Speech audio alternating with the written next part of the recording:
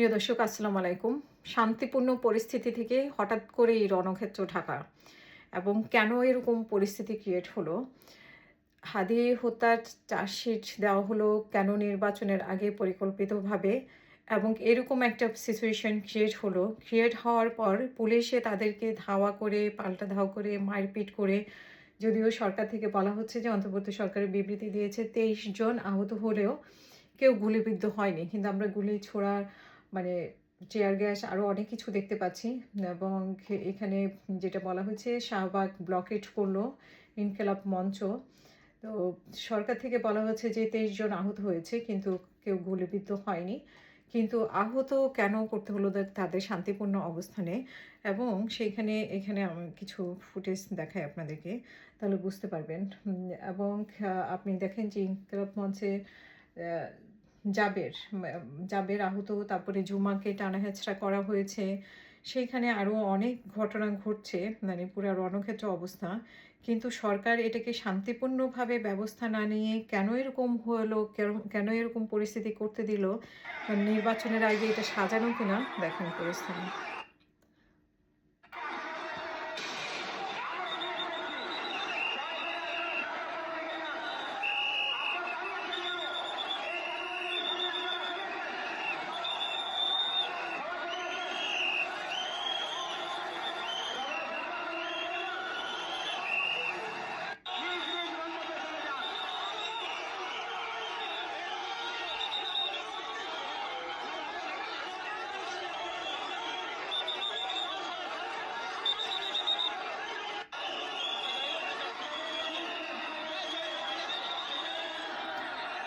আমার মনে হয় যে সরকার এটা শান্তিপূর্ণভাবে করতে পারত, কিন্তু সেখানে করা হয়নি।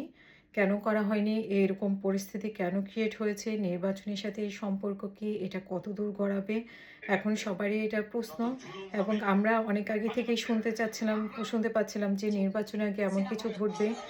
তো সেই ঘটনারই আলামত কিনা আমি আরও কিছু ফুটেজ দেখাই আপনাদেরকে।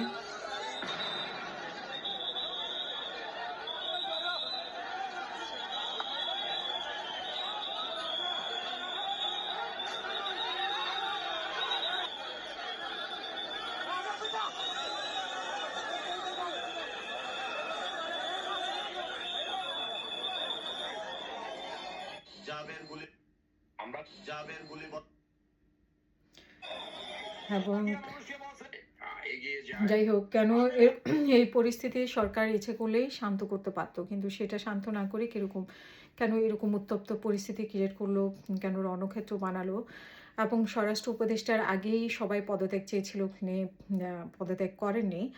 এখন এবং হাদি হত্যার বিচার নিয়েও উনি খুব গড়িমসি করেছিলেন, এখনও গড়িমসি, যদিও ওনারা বলছেন যে জাতিসংঘের কাছে এটার সুষ্ঠু বিচারের জন্য জাতিসংঘের সাহায্য চাইবেন। কিন্তু আজকে যেই মানে স্বরাষ্ট্র উপদেষ্টা যে এতদিন বলে আসছিলেন যে শান্তিপূর্ণ পরিবেশ আছে, প্রশাসন তৈরি আছে, প্রশাসন সৎ, তো আজকে মানে কোন উদ্দেশ্যে এই ঘটনাটা ক্রিয়েট করা হলো? এবং নির্বাচনের ঠিক 5 দিন আগে কেন হত্যার চার্জশিট দেওয়া হলো? এবং সেটা কেন মানে পরে দেওয়া হলো না? এইরকম একটা পরিস্থিতি ক্রিয়েট করে আবার তাদের উপরে মানে পুলিশের আক্রমণ, তাদের সাথে সংঘর্ষ করার যেই পরিস্থিতি ক্রিয়েট করেছে, এই পরিস্থিতি ক্রিয়েট যদি না করতো, বা এই পরিস্থিতি ক্রিয়েট যদি না করে নির্বাচনের পরে এটা করা হতো, মানে হাদির চার্জশিটের বিষয়টা, তাহলে তো মানে এটা মনে হয় না যে উদ্দেশ্যপ্রণীতভাবে নির্বাচনে আগে করা হয়েছে এরকম একটা পরিস্থিতি ক্রিয়েটের জন্য, যাতে করে এরকম উত্তপ্ত হয়, মানে সরাসরি সংঘর্ষ হয়, এই সংঘর্ষতে আহত হবে, আহত হলে আবার রাস্তায় নামবে, এবং এই ক্ষেত্রে নির্বাচনে একটা বাধা তৈরি হলো, নির্বাচনটা পিছিয়ে গেল, বা অন্য কোনো ডিজাইনে নির্বাচনটা হলো। তো আপনারা কি মনে করেন এই নিয়ে, যে এটা কি নির্বাচনকে উদ্দেশ্য করে সরকার পরিকল্পিতভাবে এটা করছে কিনা, এবং এটার রেজাল্টটা আসলে কি দাঁড়াবে, সেটা আপনাদের কাছে শুনতে চাই।